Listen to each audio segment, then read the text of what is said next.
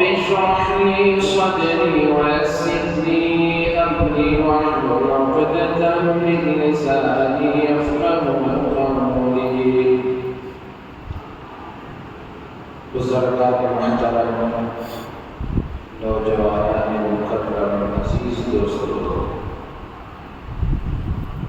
جیسے ہی حج کا مہینہ شروع ہوتا ہے، ہمارے ذہنوں میں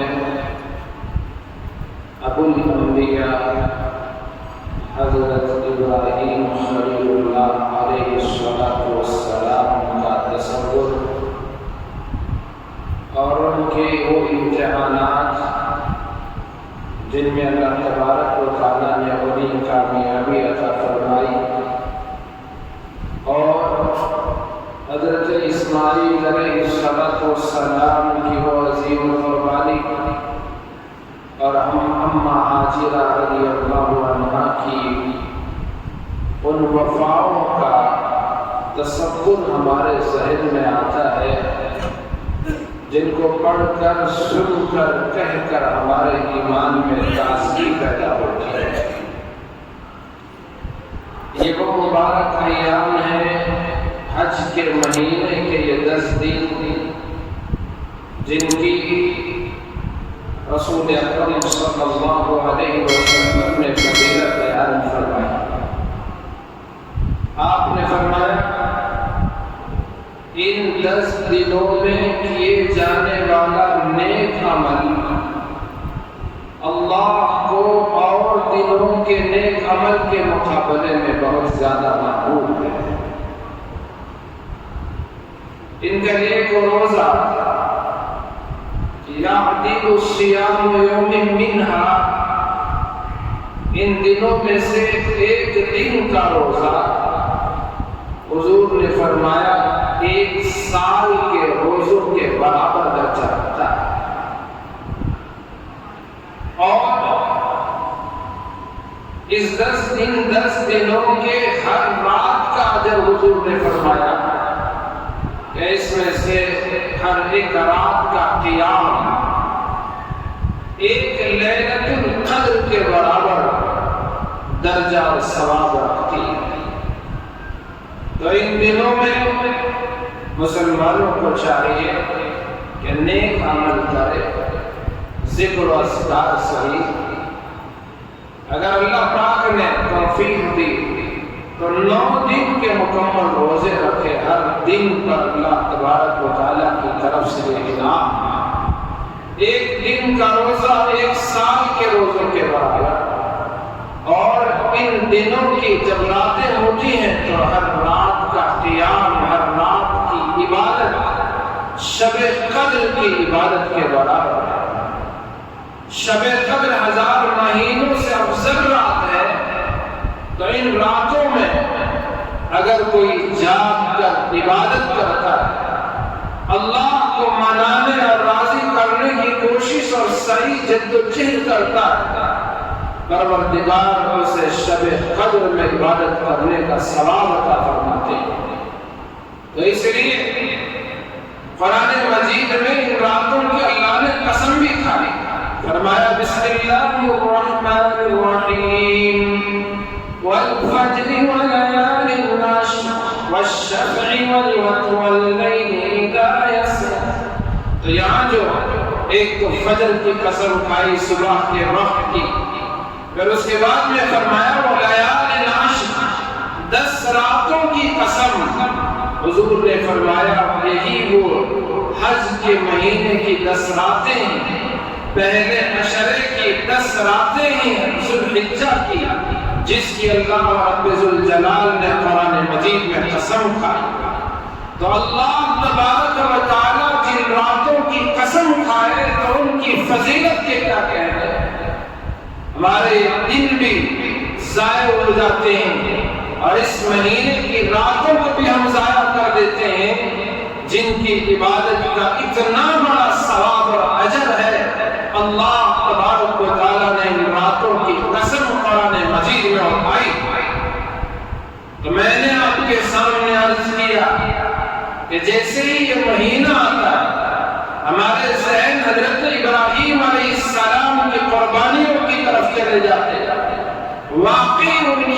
قربانیاں، جن امتحانات سے اللہ رب الجلال نے انہیں گزارا.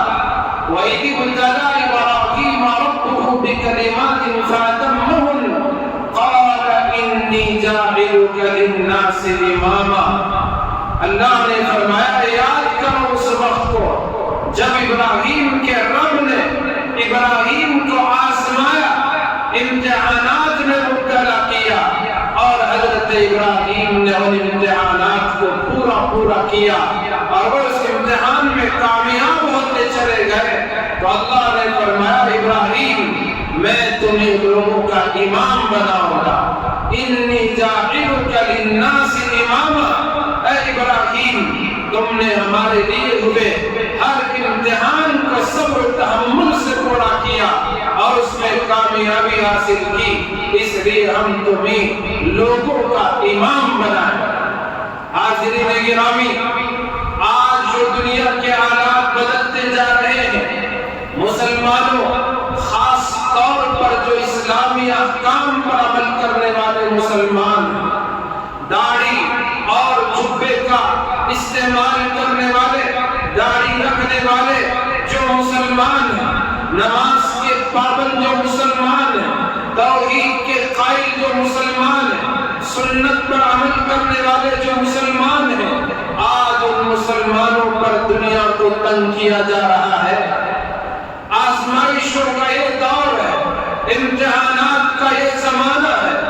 آج کے دور میں اگر مسلمان حضرت ابراہیم کے ان امتحانات کو یاد کرے گا اور ان کی زندگی کا، حضرت سیدنا ابراہیم کی زندگی اور سیرت کا مطالعہ کرے گا تو اسے بہت زیادہ تسلی کا سامان میں مل جائے گا.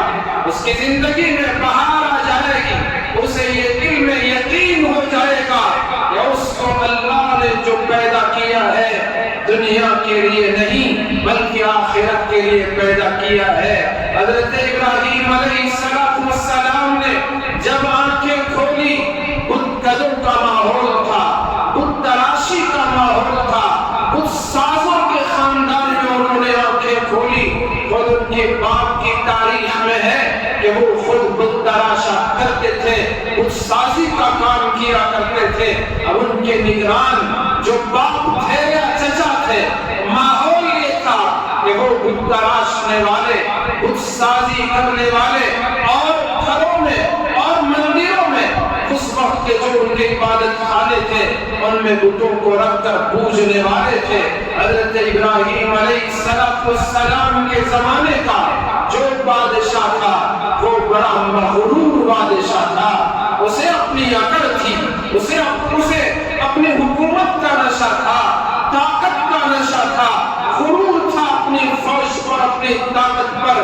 اس نمرود نے جب اس کو یہ علم ہوا، کاہنوں نے، نجومیوں نے اسے کہا تمہارے سلطنت میں ایک ایسا بچہ جنم لے گا جس کے ہاتھوں تم سب مارے جاؤ گے، تمہاری سلطنت کا خاتمہ ہو جائے گا. تو اس نے حکم دیا، ایک الگ سے محکمہ بنا دیا کہ جو بھی بچہ پیدا ہو اس کو قتل کر دیا جائے. بے شمار بچوں کا اس نے خون بہایا، قتل کیا. لیکن اللہ رب ذوالجلال کی وہ طاقت اور اس کی مرضی، اس کی قدرت و قوت کے سامنے دنیا کی کوئی طاقت نہیں ٹھہر سکتی، نہ ٹھہر سکی ہے نہ ٹھہر سکتی ہے. وہ اللہ رب ذوالجلال آسمانوں کو بغیر ستون کے کھڑا کرنے والا، زمین کا ایک خوبصورت گہوارہ بنانے والا، سورج کو نکال کر پوری دنیا کی تاریخ کو ختم کر دینے والا اور سورج کو غروب کر کے دنیا میں سکون اور رات کے اندھیرے کو وہ بھیج دینے والا، ستاروں میں چمک دینے والا، چاند میں چاندنی رکھنے والا، خوشبو میں مہک اور پھولوں میں خوشبو اور پھولوں میں مہک اور چڑیا کی پرندوں کی یہ چہک اور یہ دنیا کی یہ ساری رنگینی، یہ خوبصورتی کو پیدا کرنے والا وہ سب سے بڑی طاقت کا مالک ہے. وہ کبیر ہے، وہی اکبر ہے اور وہی سب کچھ ہے. قوی وہی، قادر وہی، مقتدر وہی اور سب نے مجھے بھی پیدا کیا، آپ کو بھی پیدا کیا، ساری کائنات کو پیدا کیا۔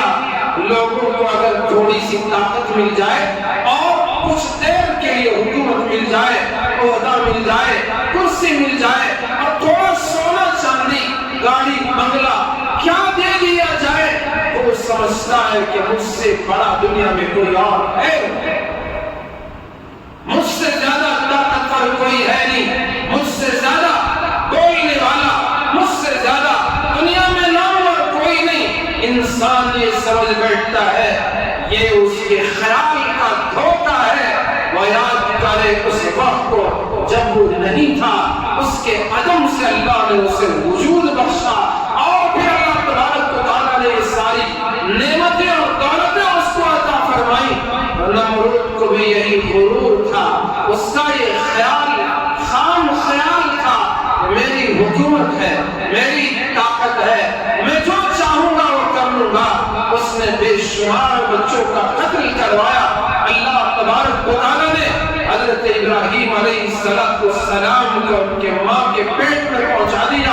ان کی ماں کم عمر تھی۔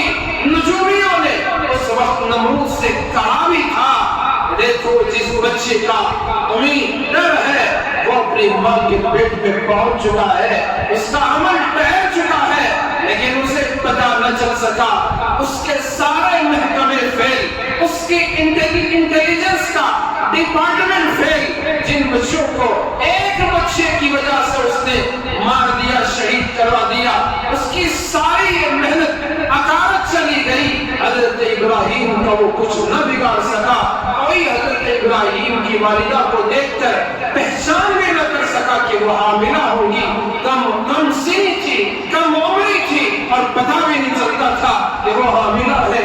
جب ولادت کا وقت قریب آیا تو ان کے والد نے غار میں ایک جگہ بنائی تھی، تو ان کی والدہ باہر گئی، بچے کو جنم دیا، اور اوپر پتھروں سے اس غار کے منہ کو بند کر دیا جاتا۔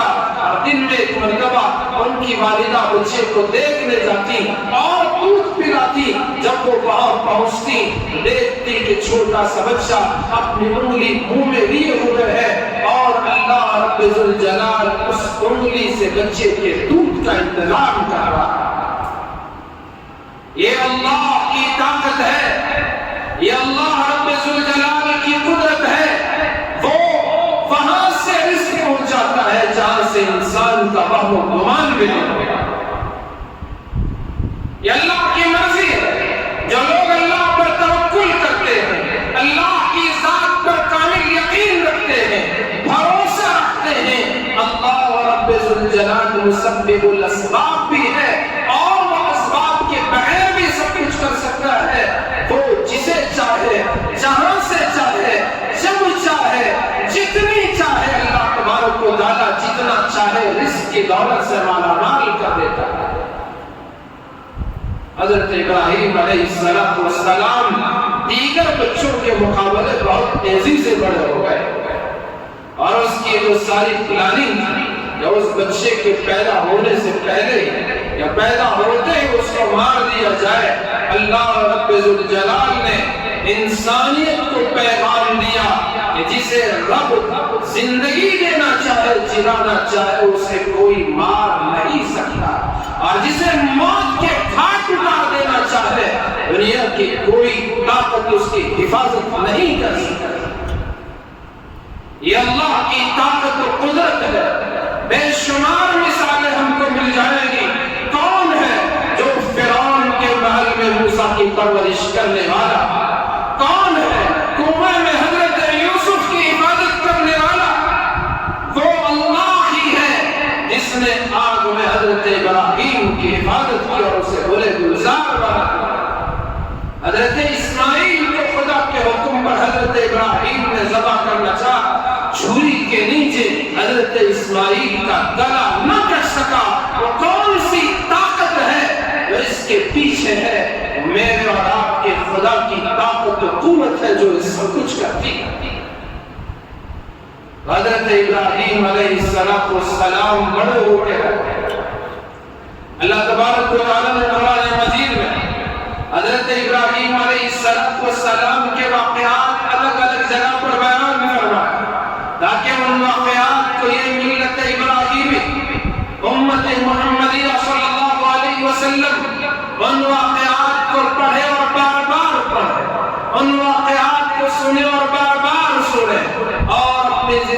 یہ اپنے آپ میں اپنے گریبان میں منہ ڈال کر کے دیکھے، آج کا مسلمان جو حالات کا مارا ہوا اپنے آپ کو سمجھتا ہے، حضرت ابراہیم کے ان واقعات کو دیکھے اور جس طرح سے انہوں نے بت کدے کے اس ماحول میں آنکھیں کھولی تھی، بت سازی اور بتوں کی پوجا پاٹ کے ماحول میں انہوں نے جنم لیا تھا، اور وہاں بھی وہی ماحول اور ہماری سرزمین پر اور دنیا کے دیگر اکثر خطوں میں بت پرستی عام ہے۔ ایسے حضرت ابراہیم علیہ السلام نے اس قوم کے لوگوں میں ایک تو تھی عادت، بری عادت بت پرستی کی، کفر و شرک کی، اور دوسرا ان کا غلط کام تھا نجومیوں کا، ستاروں کی پرستش کا، وہ ستاروں کی بھی پوجا کیا کرتے تھے۔ تو ایسے میں حضرت ابراہیم علیہ السلام کو اللہ فرماتے ہیں وَكَذَلِكَ نُرِي إِبْرَاهِيمَ مَلَكُوتَ السَّمَاوَاتِ وَالْأَرْضِ، ہم نے حضرت ابراہیم کو آسمانوں اور زمین کی بادشاہت کو دکھایا۔ تفسیر کی کتابوں میں ہے حضرت ابراہیم علیہ السلام کو اللہ پاک نے فلسطین میں مسجد اقصی کے پاس جو قبۃ الصخرہ ہے اس پر کھڑا کیا، اور وہاں سے آسمانوں کے بادشاہت کا بھی مظاہرہ کیا، اور منظر ان کے سامنے پیش کیا، اور زمین کے اندر جو کچھ ہے، یہاں تک کہ تحت الثری، ساتوں زمین کے نیچے جو کچھ ہے، اس سب کا حضرت ابراہیم علیہ السلام کو نظارہ کروایا گیا۔ اللہ خود فرماتے ہیں یہ نظارہ ہم نے ابراہیم کو اس لیے کرایا تاکہ وہ موقنین میں سے، یقین رکھنے والوں میں سے، وہ مضبوط یقین رکھنے والوں میں سے ہو جائے۔ اس لیے ہم نے انہیں آسمان اور زمین کے وہ نظارے دکھائے، اور وہاں کی جو اللہ تبارک و تعالیٰ کی بادشاہت کا، اس کے ملکوت کا، اس کی زبردست سلطنت اور اس کی حکمرانی میں جو کچھ اللہ پاک نے بنایا، حضرت ابراہیم علیہ السلام کو یہ ساری چیزیں دکھائی۔ حضرت آدم کے بارے میں اللہ نے فرمایا وَعَلَّمَ آدَمَ الْأَسْمَاءَ كُلَّهَا، آدم کو اللہ نے تمام چیزوں کے نام سکھائے، اور حضرت ابراہیم کے بارے میں فرمایا آسمانوں اور زمین کے مشاہدات کروائے۔ آج کا سائنٹسٹ اگر کوئی نئی ایجاد کرتا ہے، یہ سب کا سب حضرت ابراہیم علیہ السلام کے سامنے اللہ تبارک و تعالیٰ نے پیش کر دیا تھا۔ آج کا سائنٹسٹ، سائنسدان کوئی ریسرچ کرتا ہے، زمین کی تہ سے کوئی چیز نکال کر اس کے بارے میں بتاتا ہے، آسمانوں کے بارے میں، مریخ اور اسی طرح دوسرے سیاروں کے بارے میں اگر وہ کوئی چیز بتاتا ہے، اللہ نے حضرت ابراہیم کا یہ سب مشاہدے کروائے۔ یہ میں نہیں کہہ رہا ہوں، خود خالق کائنات قرآن مجید میں اس کا اعلان کر رہا ہے وَكَذَلِكَ نُرِي إِبْرَاهِيمَ مَلَكُوتَ السَّمَاوَاتِ وَالْأَرْضِ، ہم نے آسمان و زمین کی اس ملکوت کو، ہماری اس حکمرانی اور سلطنت اور ہمارے ان تمام چیزوں کو ہم نے حضرت ابراہیم کے سامنے رکھ دیا، دکھا دیا۔ اور حضرت ابراہیم علیہ السلام کو اللہ پاک نے یقین کے مراحل سے گزار دیا۔ حضرت ابراہیم چونکہ نبی تھے، اللہ کی طرف سے پیغمبر تھے، اور وہ اللہ پاک نے انہیں اپنا خلیل بنایا۔ کہیں اللہ پاک نے قرآن میں انہیں اوّاہم کہا، اوّاہ کے معنی زیادہ گڑ گڑانے والے، آہوازاری کرنے والے، اللہ سے فریاد کرنے والے، زیادہ اللہ کے ہاں رونے گڑ گڑانے والے، منیب، اللہ نے انہیں منیب بھی کہا کہ وہ اللہ کی طرف رجوع کرنے والے، اللہ تبارک و تعالیٰ نے انہیں صدیق بھی کہا، اسی طرح اللہ پاک نے انہیں خلیل کہا کہ اللہ نے ابراہیم کو اپنا خلیل بنایا۔ تو یہ اللہ کے دوست تھے حضرت ابراہیم علیہ السلام، اور انبیاء علیہ السلام کی یہ شان ہے کہ اللہ نے انہیں گناہوں سے پاک و صاف رکھا ہے، وہ معصوم عن الخطا ہوتے ہیں۔ یہ ہمارا ایمان اور عقیدہ ہے۔ تو حضرت ابراہیم کے بارے میں، انبیاء کے بارے میں اس عقیدے کو ذہن میں رکھتے ہوئے آپ قرآن مجید کی ان آیتوں کو سماعت فرمائیں، اور اللہ پاک جو یہ حضرت ابراہیم کے بارے میں کہتا ہے فَلَمَّا جَنَّ عَلَيْهِ اللَّيْلُ رَأَىٰ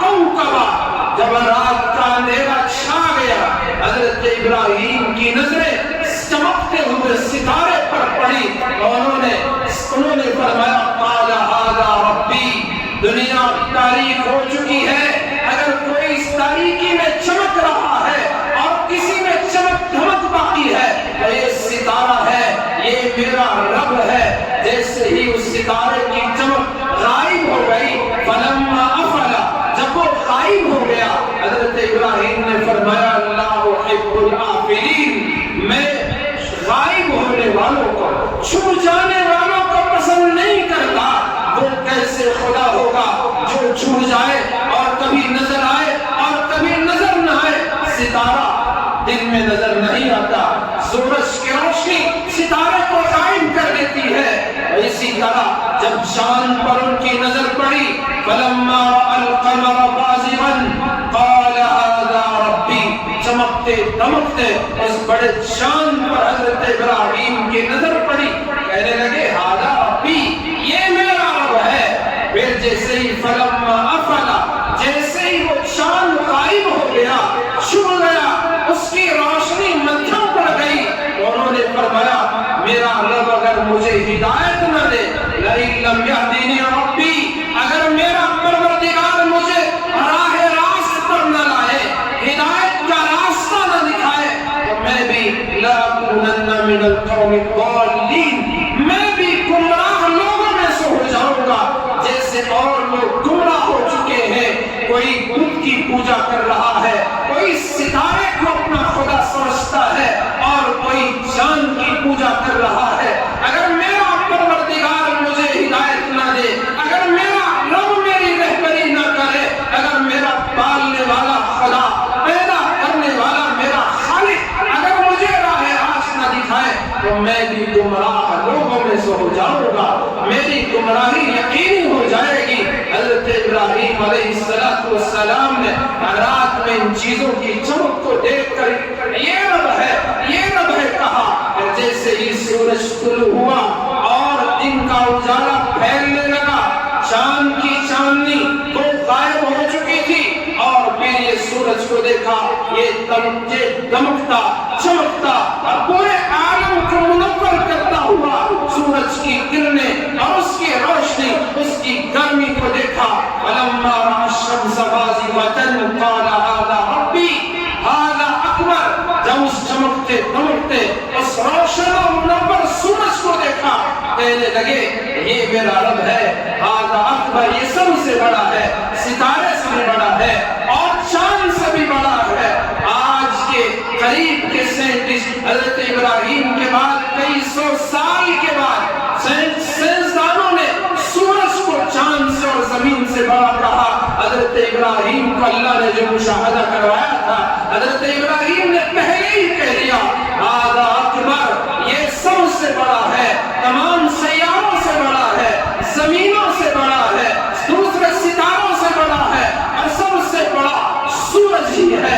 حضرت ابراہیم علیہ السلام نے فرمایا هذا اکبر، یہ سب سے بڑا ہے، اور پھر رات آتی ہے، سورج بھی ڈوب جاتا ہے۔ حضرت ابراہیم علیہ السلام فرماتے ہیں میری قوم کے لوگوں، انی بریء مما تشرکون، میں بیزار ہوں تمام چیزوں سے جن چیزوں کو تم اللہ کا شریک ٹھہراتے ہو،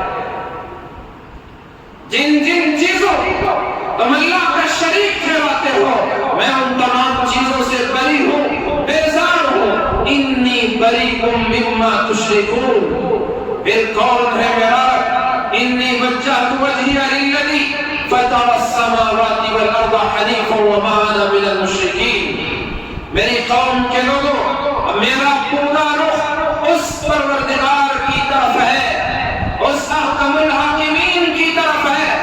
انی وجہت وجہی للذی فطر السماوات والارض، جس نے آسمانوں کو پیدا کیا، جس نے زمین کو وجود بخشا، میرا رب وہ ہے، میرا رخ اس کی طرف ہے، وہ میرا پروردگار ہے۔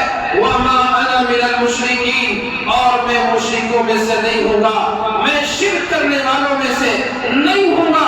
یہ حضرت ابراہیم علیہ السلام، انہوں نے جو ستارے کو دیکھ کر کہا کہ یہ میرا رب ہے، چاند کو دیکھ کر کہا کہ یہ میرا رب ہے، سورج کو دیکھ کر کہا کہ یہ میرا رب ہے، اصل میں اپنی قوم کے لوگوں کو تعلیم دینا تھا، ورنہ تو انبیاء، خاص طور پر وہ نبی جن کو اللہ نے آسمان و زمین کے مشاہدے کروائے، انہوں نے جو رب کہا وہ اس لیے کہا تاکہ قوم کو بات سمجھ میں آ جائے۔ اے لوگوں، جن ستاروں کی تم پوجا کر رہے ہو وہ ڈوبنے والے ہیں، ان کی روشنی ختم ہو جانے والی ہے۔ اے میری قوم کے لوگوں، جس چاند کو تم اپنا معبود سمجھتے ہو، وہ چاند حقیقی خدا نہیں ہے، اس کے ہاتھ میں نفع اور نقصان نہیں ہے، وہ تمہیں نہ نفع کا نقصان پہنچا سکتا ہے۔ اور پھر سورج کے پجاریوں سے کہا، اے سورج کے پجاریوں، تم نے یہ کیا کر دیا ہے؟ سورج اگر خدا ہوتا تو پھر رات کے اندھیرے کے وقت وہ کیوں ڈوب رہا ہے؟ وہ کیوں نہیں ٹھہرتا؟ کیوں اس کی وہ گرمی، وہ تپش کیوں ختم ہو رہی ہے؟ یہ سب خدا ہونے کے قابل نہیں، یہ سب پرستش کے قابل نہیں۔ ان کو پیدا کرنے والا جو ہے، جس نے تمہیں پیدا کیا، جس نے مجھے پیدا کیا، ساری کائنات کو پیدا کیا، وہ خدا عبادت کے قابل ہے۔ لا الہ الا اللہ۔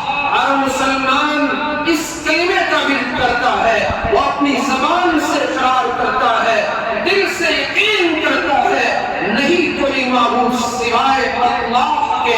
اللہ ہے جو عبادت کے قابل ہے، اللہ ہی ہے جو پوجا کے قابل ہے، اللہ ہی ہے جو پرستش کے لائق ہے، کوئی اس کے علاوہ نہیں۔ قل هو اللہ احد۔ پیغمبر آپ ارشاد فرما دیں، وہ یاد اللہ ایک ہے۔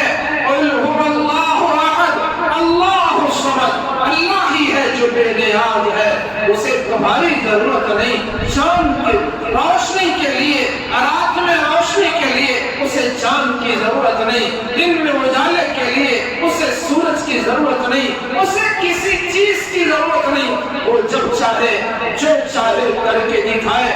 سورج رہتے ہوئے بھی جب گہن لگتا ہے، سورج گرہن ہوتا ہے، دن میں رات کا سما پیدا کر دیتا ہے، وہ خداوند قدوس، اس کی طاقت و قوت و قدرت سب سے نرالی، سب سے شان والی ہے، وہ کسی کا محتاج نہیں۔ اللہ الصمد، اور کائنات کا ذرہ ذرہ اس کا محتاج ہے، وہ کسی کا محتاج نہیں۔ لم یلد، اور لوگوں کو تم اللہ کا بیٹا بنا دینے والے، لوگوں فرشتوں کو خدا کے بیٹیاں قرار دینے والے، عزیر کو یہودیوں نے حضرت عزیر علیہ السلام کو خدا کا بیٹا قرار دیا، عیسائیوں نے حضرت عیسیٰ مسیح علیہ السلام کو اللہ کا بیٹا قرار دیا، اور عرب کے جاہل و مشرکوں نے فرشتوں کو اللہ کی بیٹیاں قرار دیا۔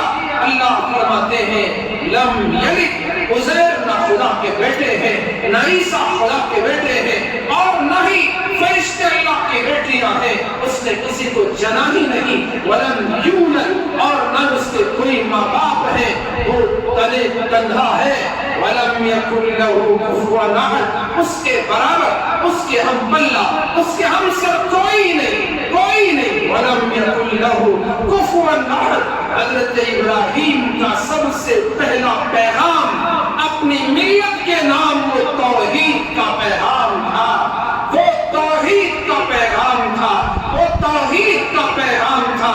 آج مسلمان، ہمارا ایمان اللہ کی ذات پر ہے، ہم بھی توحید کے قائل ہیں، بتوں کے پجاریوں کے درمیان اور ستاروں کے پجاریوں کے درمیان اور سورج اور چاند اور سیاروں کے پجاریوں کے درمیان آج ملت ابراہیمی کے یہ فرزندان توحید کو ماننے والے ہیں۔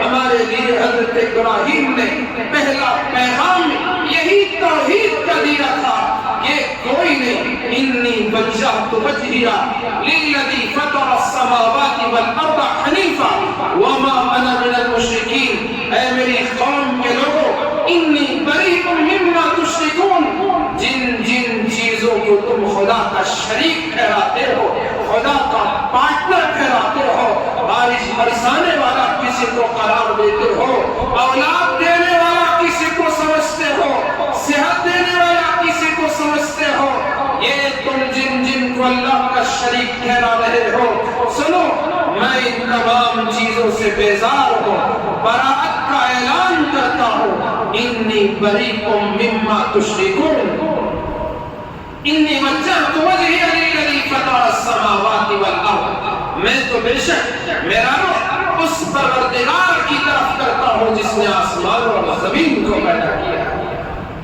اور ان تمام باطل معبودوں سے میں اپنے آپ کو الگ کر دیتا ہوں، یکسو ہو جاتا ہوں، ان سب سے کٹ کر دور ہو کر صرف ایک اللہ کی طرف متوجہ متوجہ ہوتا ہوں انی وجہت وجہی للذی فطر السماوات والارض حنیفا وما انا من المشرکین۔ نماز شروع کرنے سے پہلے بندے مومن بھی اپنی زبان سے آیت پڑھتا ہے انی وجہت وجہی للذی فطر السماوات والارض حنیفا وما انا من المشرکین۔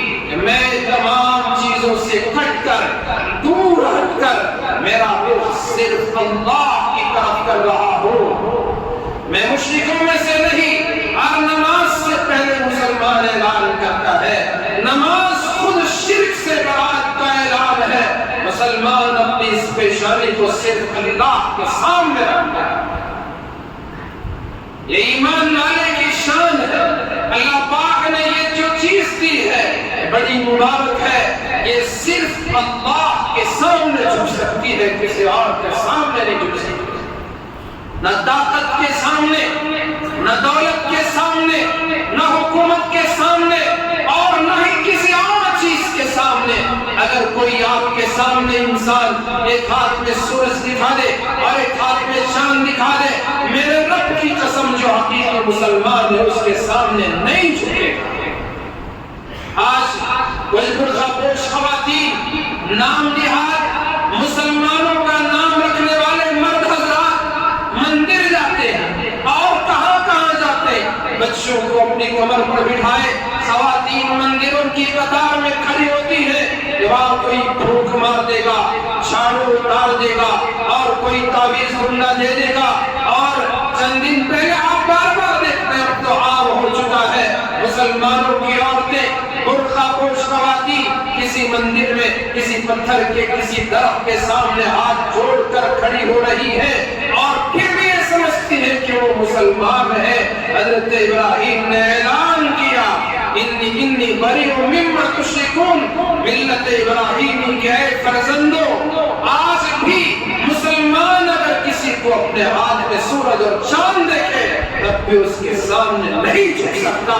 یہ اگر جادوگر اپنے جادوگری سے، اگر کوئی مسمرزم کرنے والا اپنے فن کی بنیاد پر کوئی چیز کرتب کر کے دکھائے تو یہ کرتب ہو سکتا ہے، یہ معجزہ، اور نہ ہی اس قسم کی کوئی چیز ہو سکتی ہے کہ اس پر ایمان لایا جائے۔ میرے بھائیوں، حضرت موسیٰ کے زمانے میں فرعون نے جن جادوگروں کو بلایا، کیا وہ جادوگر انہوں نے رسیوں کو سانپ کی شکل دے کر دکھایا تھا؟ اور اس سے بڑے جادوگر آج کے موجود ہیں۔ ایسے کرتب دکھانے والے ہر دور میں پیدا ہوئے ہیں۔ نمرود کو نجومیوں نے پہلے ہی بتا دیا کہ تمہاری سلطنت میں بچہ پیدا ہوگا جو تمہاری سلطنت کی اینٹ سے اینٹ بچنے کا سبب بن جائے گا۔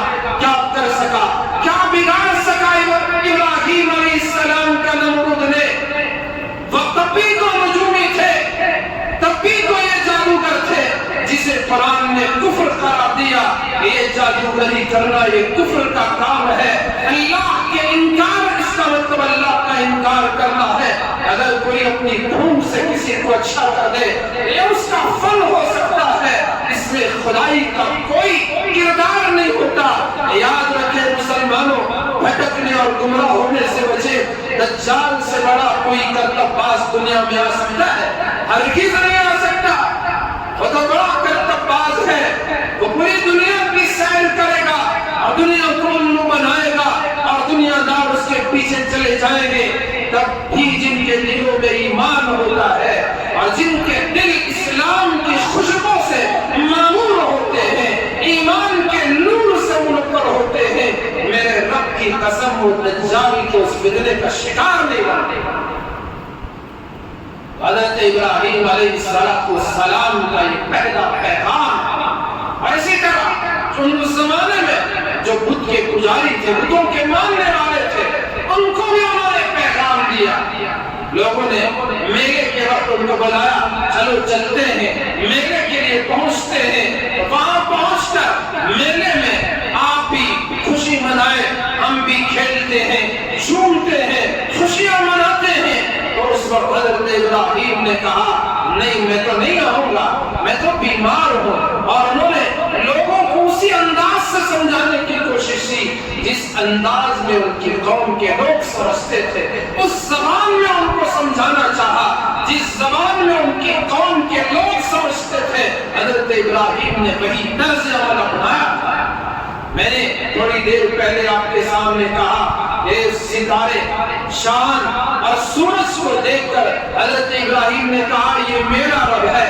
یہ اصل میں حضرت ابراہیم نے قوم کو سمجھانے کا طرز اختیار کیا تاکہ قوم کو ان کی بات سمجھ میں آ جائے، جن کے دلوں میں ان ستاروں کی محبت بیٹھی ہوئی ہے، جن کے دماغوں اور کھوپڑیوں میں ان چاند اور ستارے اور سورج سے ہونے کا یقین بیٹھا ہے، ان کو سمجھایا جائے، ورنہ تو انبیاء تو معصوم الخطا ہوتے ہیں، گناہوں سے پاک ہوتے ہیں، نبی ہیں، اور وہ بھی وہ خلیل ہونے کی شان رکھنے والے حضرت ابراہیم علیہ السلام کی ایک مبارک ہستی جن کے واقعات کو اللہ تبارک و تعالیٰ نے امتحانات قرار دیا اور فرمایا وَإِذِ ابْتَلَىٰ إِبْرَاهِيمَ رَبُّهُ بِكَلِمَاتٍ فَأَتَمَّهُنَّ۔ یاد کرو اس وقت جب ابراہیم کے رب نے ابراہیم کا امتحان لیا۔ ہم تو امتحان کے قابل نہیں، آزمائش کے قابل نہیں ہیں۔ ہم دعا کرتے ہیں پروردگار ہمارا امتحان نہ لے، ہمارے ساتھ آزمائش کا معاملہ نہ لے، ہم اس کے بالکل قابل ہی نہیں۔ 2 روپے میں 100-200 روپے میں ایمان کا سودا کر دینے والے کہاں سے امتحان کے قابل ہو سکتے ہیں؟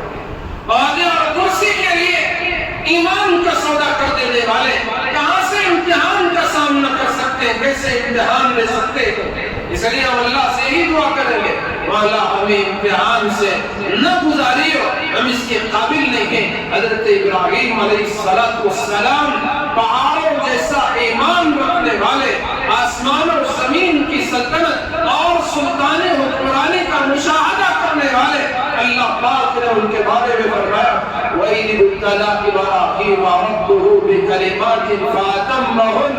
آپ کے ذہنوں میں سوال پیدا ہو سکتا ہے جسے خدا نے دوست بنایا، کیا وہ دوست اپنے ہی دوست کا امتحان لے لے گا؟ کیسا امتحان وہ دوست لے سکتا ہے جس نے خود اسے دوست بنایا، پیدا اس نے کیا اور پھر دوست بھی کہتا ہے اور دوست کو آزما بھی رہا ہے؟ اصل میں حضرت ابراہیم کا امتحان ہمارے لیے اللہ پاک نے دیا تھا تاکہ آنے والی انسانیت کل یہ نہ کہے کہ ہم کیا کر سکتے ہیں، ہم تو کفر و شرک کے ماحول میں پیدا ہوئے تھے، ہماری گلی گلی میں بتوں کی پوجا ہوتی تھی، درختوں کی پوجا ہوتی تھی، ستاروں کی پوجا ہوتی تھی۔ کل کوئی ملت ابراہیمی کا فرزند یہ نہ کہے کہ ہم کیا کر سکتے ہیں۔ اس لیے جو ملت کا جو اصل ہے حضرت ابراہیم علیہ السلام، اللہ نے انہی کو اس دور سے گزارا جس دور سے مسلمان گزر رہا، اور حضرت ابراہیم علیہ السلام سے ایسے امتحانات، ہر امتحان بہت بڑا امتحان، ایک امتحان سے کیا گزرتے، آنے والا امتحان اس سے بھی زیادہ سخت اور آزمائش کا ہوگا۔ کون ہے جو ایسے امتحانات سے گزر سکے، ان کو عبور کر سکے؟ ہم میں سے کسی کے بس کی بات نہیں ہے اس ان امتحانات میں سے کسی ایک امتحان کے چھوٹے حصے کو بھی پار کر سکے۔ حضرت ابراہیم علیہ السلام کی شان تھی، وہ انبیاء علیہ السلام کی شان تھی، انبیاء ہی تھے جو اللہ کے کریم تھے، ان کے پاس حضرت جبرائیل ان کی خدمت میں پہنچتے، اللہ کا پیغام لے آتے اور ان سے اللہ پاک امتحان بھی لیتا، آزمائش بھی کرتا، اور ان آزمائشوں میں وہ کھرا اترتے، پورا اترتے، 100% نمبر حاصل کرتے، اور پھر انسانیت کے لیے اللہ پاک ان کو مثال کے طور پر اپنی کتابوں میں ان کے واقعات کو بیان کرتا، اور قیامت تک باقی رہنے والی آخری کتاب رسول اکرم صلی اللہ علیہ وسلم کا یہ مبارک معجزہ قرآن مجید، جس کی تلاوت ہم نے رمضان میں سنی اور کی اور اسے چھوڑ دیا، اب وہ ہمارے ہاتھوں میں نہیں، ہماری زبانوں میں نہیں، ہمارے کانوں میں اس کی آواز اسے پھر رمضان کے لیے الماریوں میں سجا دیا ہے، طاقوں میں رکھ دیا ہے۔ رمضان میں کوئی بندہ آتا، نماز سے پہلے قرآن کو الٹا پڑھتا، نماز کے بعد پڑھتا، وہ ساری رونق، وہ ساری بہاریں ختم ہو چکی ہیں۔ گھروں میں بھی قرآن کی تلاوت کا اہتمام ہوتا، دکانوں میں، آفسوں میں کچھ نہ کچھ قرآن کی تلاوت کا اہتمام ہوتا، وہ سب ہم نے ختم کر دیا۔ میرے بھائیوں، یہ وہ کلام ہے جس کو پڑھو گے آپ کی زندگی میں اللہ تبارک و تعالیٰ سکون عطا کرے گا، آپ کو بارونق بنائے گا، آپ کی زندگیوں میں بہاریں آ جائیں گی۔ میرے رب کی عزت و بزرگی، جلالت و بڑائی اور کبریائی کی قسم کھا کے کہتا ہوں، کوئی قرآن پڑھنے کا عادی ہو، بار بار قرآن کی تلاوت کر رہا ہو، پھر اس کا دل بے چین ہو، یہ ہرگز ہو ہی نہیں سکتا۔ اس کی زندگی سے سکون ختم ہو جائے، یہ ہو ہی نہیں سکتا۔ آج دنیا پریشان ہے، ڈپریشن کا شکار ہے، اور نہ جانے کیا کچھ ٹینشن، کسی سے بھی پوچھو وہ ٹینشن، ہر کوئی ٹینشن کا مشن اور فیکٹری بن چکا ہے۔ یہ قرآن سے دوری کا نتیجہ ہے۔ آج بھی آپ نے اگر قرآن کو تھام لیا اور اس کو پڑھنا سمجھنا اور اس کے احکام پر عمل کرنا شروع کر دیا، خدا کی قسم دنیا کی کوئی طاقت مجھے اور آپ کو بے چین نہیں کر سکتی۔ جس سکون کی تلاش کے لیے ڈاکٹروں کی فیس بھر رہے ہیں، ہسپتالوں میں لاکھوں روپے لٹا رہے ہیں، اپنے بچوں کے بزنس کے پیچھے اور ان کی تعلیم کے پیچھے سب کچھ آپ قربان کر رہے ہیں، میرے رب کی قسم وہ اللہ نے کسی اور جگہ رکھا ہے، اس جگہ جانتے بوجھتے ہوئے، ہم سمجھتے ہوئے بھی اس سے دور ہے اور اس سے دوری اختیار کیے ہوئے۔ بین انبیاء کے واقعات کو علیہ السلام اللہ نے قرآن میں نقل کیا تاکہ یہ امت محمدیہ علی صاحبہا صلاۃ والسلام اس قرآن کے ذریعے اسے حاصل کرے، اسے پڑھے سمجھے اور ان واقعات کو بار بار پڑھے، ان کا تکرار کرے۔ ہر بار پڑھو آپ کو ایک نئی بات سمجھ میں آئے گی، ہر بار سمجھنے کی کوشش کرو، آپ کو اس سے اور روح کے خزانے ملتے رہیں گے۔ آج تک دنیا میں کوئی عالم ایسا پیدا نہیں ہوا جو یہ کہہ دے کہ میں نے قرآن کا سارا علم حاصل کر لیا۔ آپ کو کوئی نہیں مل سکے گا۔ ہر ایک کی نظر، ہر ایک کی وسعت جتنی ہوگی ہے، اپنی بساط ہر اسے سمجھتا رہے گا۔ جس نظر سے پڑھے گا اللہ اسے اسی طرح کے اس کے سامنے ابواب کھولتے چلے جاتے ہیں۔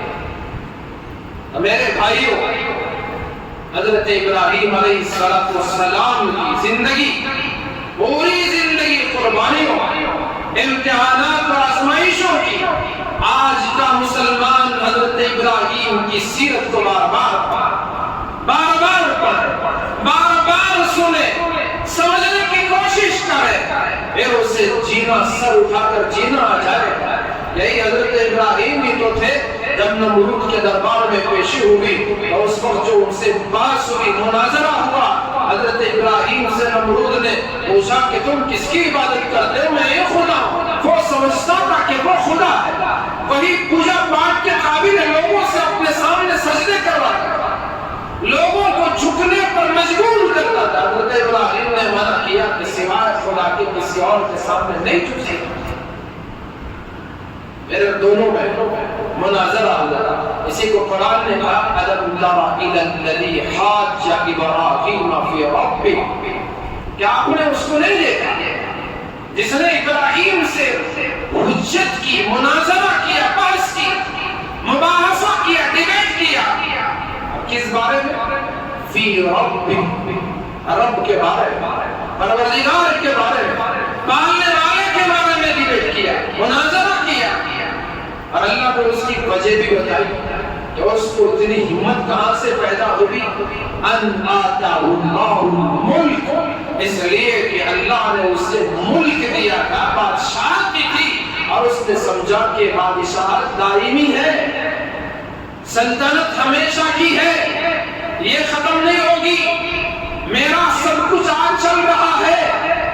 ان آتاہ اللہ الملک، حضرت ابراہیم نے فرمایا اذ قال ابراہیم ربی الذی یحیی و یمیت، حضرت ابراہیم نے فرمایا میرا رب وہ ہے جو زندگی بھی دیتا ہے اور موت بھی دیتا ہے۔ اور اس نے کہا انا احیی و امیت، یہ کام تو میں بھی کر سکتا ہوں۔ نادان نے بے گناہ کا قتل کر دیا، مجرم کو آزاد کر دیا، اس پاگل کو زندگی اور موت کا مطلب ہی نہیں سمجھ گیا۔ قال انا احیی و امیت، حضرت ابراہیم نے سوچا کہ اس کا دماغ تو پرلے درجے کی حماقت کا شکار ہے، یہ پرلے درجے کا احمق ہے۔ تو اس لیے حضرت ابراہیم نے دلیل دوسری فرمانے لگے کہ میرا رب وہ ہے جو سورج کو مشرق سے نکالتا ہے اور مغرب میں وہ ڈوبتا ہے۔ اگر تو خدا ہے فَأْتِ بِهَا مِنَ الْمَغْرِبِ، کام کا مغرب سے سورج کو نکال کے لا۔ حضرت ابراہیم علیہ السلام کا یہ طرز عمل دیکھا، ایک تو ان کا ایمان و یقین، جہاں جن لوگوں کو جو بات کر کے سمجھانا تھا، ستاروں کے، چاند کے، سورج کے پجاریوں سے بات کرنا تو کیا طرز عمل، اور بتوں کے پجاریوں سے بات کرنا تو کیا طرز عمل اپنایا، اور بادشاہ وقت نمرود سے بات کرنے کے لیے کیا طرز عمل اپنایا۔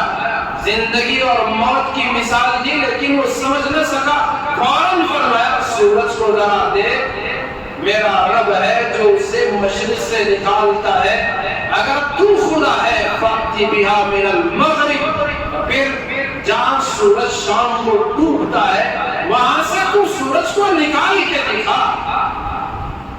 تب وہ قرآن کہتا ہے فَبُهِتَ الَّذِي كَفَرَ، کیا شاندار جملہ قرآن نے کہا کہ جیسے کوئی ایسا سوال آ جائے اسے جواب نہ پڑے، جیسے کوئی آدمی ہکا بکا رہتا ہے، ایک دم پریشان سا ہوتا ہے۔ قرآن کہتا ہے وہ کافر بھی اسی طرح مبہوت ہو گیا، ہکا بکا ہو گیا، اسے کوئی جواب نہ بن پڑا۔ حضرت ابراہیم علیہ السلام کے ان دو واقعات سے دو باتیں سمجھ میں، ایک یہ کہ توحید کا پیغام، توحید پر عمل اور یقین، اور دوسرا یہ کہ توحید کی تبلیغ لوگوں تک اسے کس طرح سے پہنچایا جائے۔ آج کے عام طور پر مسلمانوں میں ان دونوں چیزوں کی کمی ہے، نہ خود توحید کے قائل تو ہے لیکن اس پر عمل پیرا ہے۔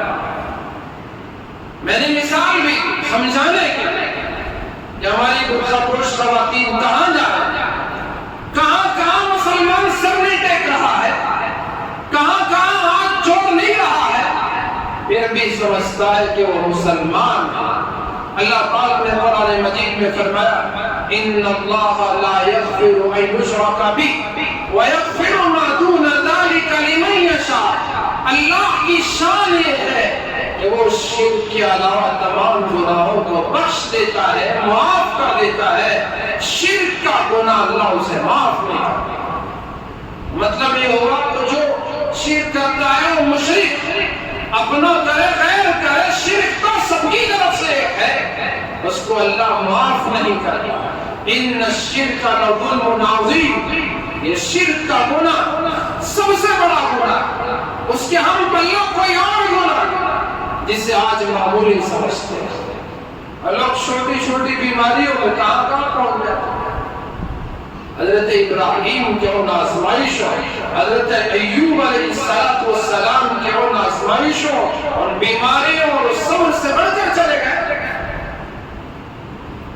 اللہ تبارک و تعالیٰ نے حضرت ابراہیم علیہ السلام کو ان کی زندگی میں جو ہمارے لیے پیغام رکھا، ایک پہلی بنیاد توحید پر یقین اور اسی پر قائم رہنا، اور اس توحید کے پیغام کو ایک حسن کلام کے ذریعے، حسن ترتیب کے ذریعے دوسروں تک پہنچانا۔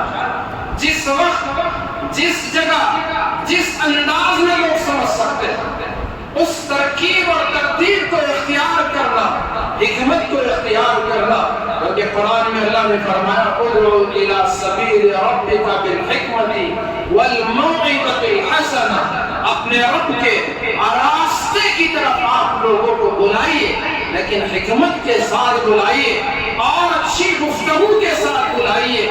یہ اسلام کا پیغام ہے. اللہ تبارک و تعالی ہمیں سمجھنے کی توفیق عطا فرمائے. ہم سب کو موحد بنا کر رکھے اور اسی توحید و ایمان کے ساتھ اللہ تبارک و تعالی ہم سب کو حسن خاتمہ نصیب فرمائے. آمین. وآخر دعوانا الحمد للہ رب العالمین. حاضرین